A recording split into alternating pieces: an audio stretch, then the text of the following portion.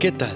Bienvenidos una vez más al devocional con el pastor Gerson González, donde día a día nos acercamos a las Escrituras para conocer y experimentar el poder del Evangelio. Deseamos que seas grandemente bendecido mientras escuchamos la palabra de Dios, porque la palabra de Dios no está presa. Comenzamos. Gracias a Dios por un nuevo amanecer y por la oportunidad de poder compartir nuevamente de su palabra, específicamente de la oración que Jesús está haciendo por los discípulos. Ya hemos visto en este pasaje de Juan 17, 20 en adelante, el fundamento de la unidad es nuestra unión con Cristo, la petición que el Señor está haciendo, que seamos uno.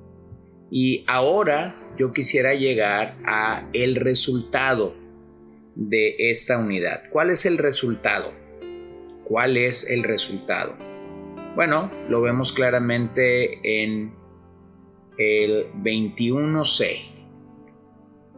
Para que el mundo crea que tú me enviaste, y también lo podemos ver en el 23b, para que sean perfeccionados en unidad, para que el mundo sepa que tú me enviaste.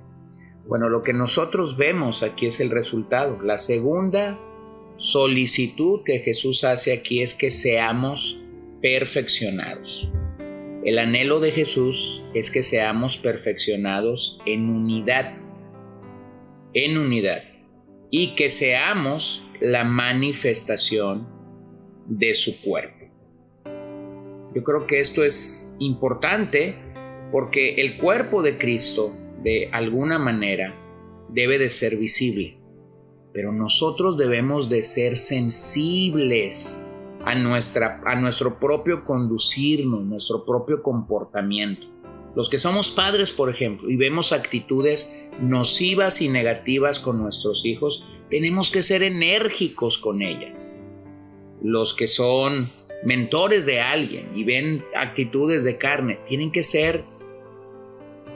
llamarlos a la atención. Los que somos pastores de ovejas, hablando de la iglesia como el rebaño del Señor, tenemos que hacer lo mismo.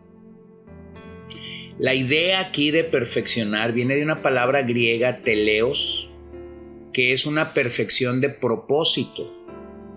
Significa adecuado, maduro, crecido en una etapa de crecimiento en particular, pero no significa perfección de carácter, lo cual sería una perfección sin pecado, sino que lo que Jesús está apuntando es una madurez para la tarea y para el propósito. Así que el amor de Dios y de Cristo son el ejemplo para el creyente de lo que es verdaderamente un amor perfeccionado, como Jesús mismo lo expresó en Juan 13, 33, 35. Hijitos, estaré con ustedes un poco más de tiempo. Me buscarán, y como dije a los judíos, ahora también les digo a ustedes, a donde yo voy, ustedes no pueden ir. Un mandamiento nuevo les doy, que se amen los unos a los otros, que como yo los he amado, así también se amen los unos a los otros. En esto conocerán todos que son mis discípulos, si se tiene amor los unos a los otros.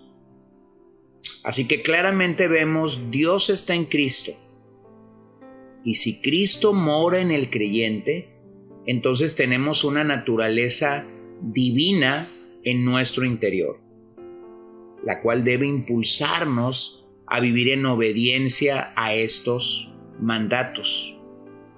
Cuando Pablo escribió a los Efesios en el capítulo 4, como ya hemos leído en nuestro episodio anterior, y los llama a preservar la unidad, les menciona algo que es importante y ha sido denominado como el ministerio de todos los miembros, tal como Efesios 4:15 dice, sino que siguiendo la verdad en amor, crezcamos en todo aquel que es la cabeza, esto es Cristo.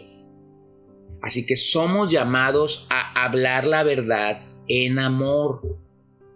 Realmente esto nos permite entender que al interior de una iglesia debería reinar un espíritu de gracia.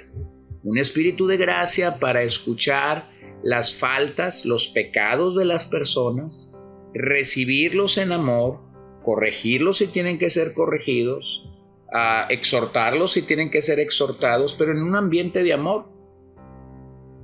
Cuando ese ambiente de amor y de gracia es rechazado, entonces dejaremos de crecer o nuestro crecimiento espiritual se verá frenado. Podemos definir esto como traer el evangelio a nuestras vidas. Eso no son actividades, eso no es servicio en sí, sino que es el deseo de todo el cuerpo de crecer.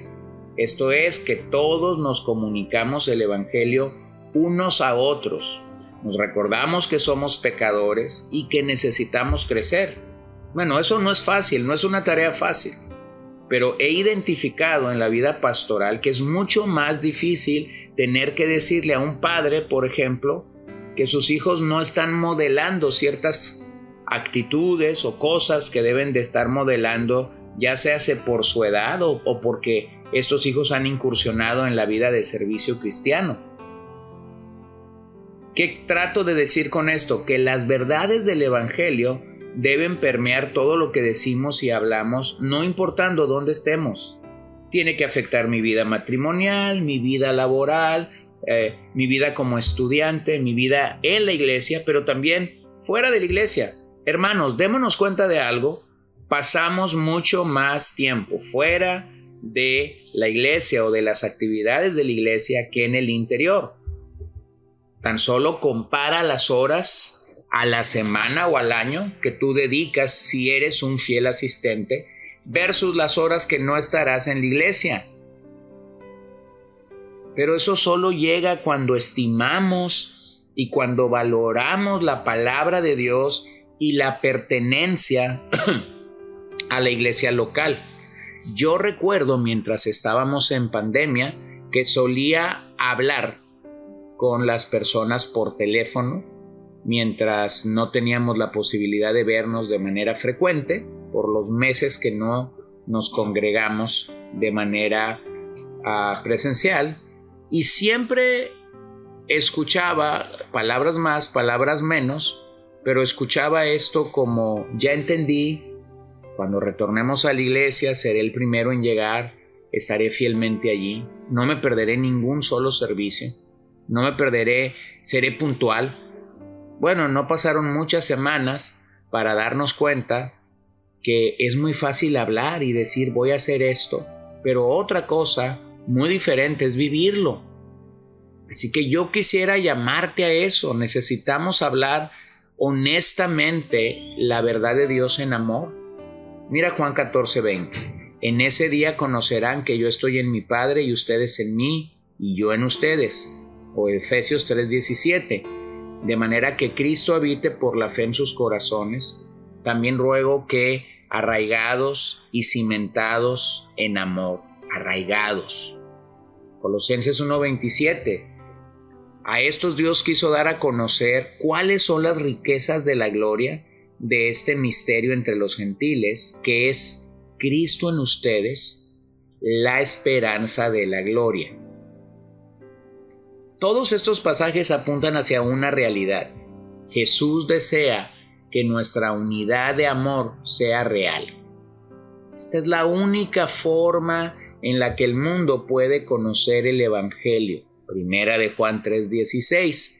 En esto conocemos el amor, en que Él puso su vida por nosotros. También nosotros debemos poner nuestra vida por los hermanos. Así que voy a decirlo de esta manera. El amor es el pegamento que nos mantiene unidos y la forma suprema de compartir el Evangelio. La oración de Jesús entonces tendrá su clímax cuando el Señor junte a los suyos en la gloria. Ese será un momento glorioso, maravilloso. Lo conocemos como las bodas del Cordero. Y yo creo que nos ayuda bien a entender cómo será este momento. Apocalipsis 7, verso 9. Después de esto miré y vi una gran multitud que nadie podía contar, de todas las naciones, tribus, pueblos y lenguas, de pie delante del trono y delante del Cordero, vestidos con vestiduras blancas y con palmas en las manos. Clamaban a gran voz: la salvación pertenece a nuestro Dios que está sentado en el trono y al Cordero. Todos los ángeles estaban de pie alrededor del trono y alrededor de los ancianos y de los 4 seres vivientes. Estos cayeron sobre sus rostros delante del trono y adoraron a Dios diciendo: amén. La bendición, la gloria, la sabiduría, la acción de gracias, el honor, el poder y la fortaleza sean a nuestro Dios por los siglos de los siglos. Amén. Uno de los ancianos habló diciéndome: estos que están vestidos con vestiduras blancas, ¿quiénes son y de dónde han venido? Y le respondí: Señor mío, usted lo sabe. Y él me dijo: estos son los que vienen de la gran tribulación y han lavado sus vestiduras y las han emblanquecido en la sangre del Cordero. Por eso están delante del trono de Dios y le sirven día y noche en su templo. Y aquel que está sentado en el trono extenderá su tabernáculo sobre ellos. Ya no tendrán hambre ni sed, ni el sol les hará daño, ni ningún calor abrasador, pues el Cordero que está en medio del trono los pastoreará y los guiará a manantiales de aguas de vida, y Dios enjugará toda lágrima de sus ojos. Bueno, qué maravilloso. La unidad por la que Jesús está orando en el capítulo 17 es una unidad de corazón, de voluntad, de doctrina y de conducta. Vuelvo a decir, no es uniformidad, sino es una verdadera unidad cristiana. Así que yo simplemente quisiera hacer 4 preguntas para llamarte a la reflexión. ¿Estoy dando el máximo para que la oración de Jesús sea una realidad? ¿Estoy haciendo lo propio para que esta sea una realidad? Segundo, ¿vivimos realmente preservando esta unidad o te has convertido en un enemigo de esa unidad? Tercero, ¿ayudas a la unidad de la iglesia local o la perturbas?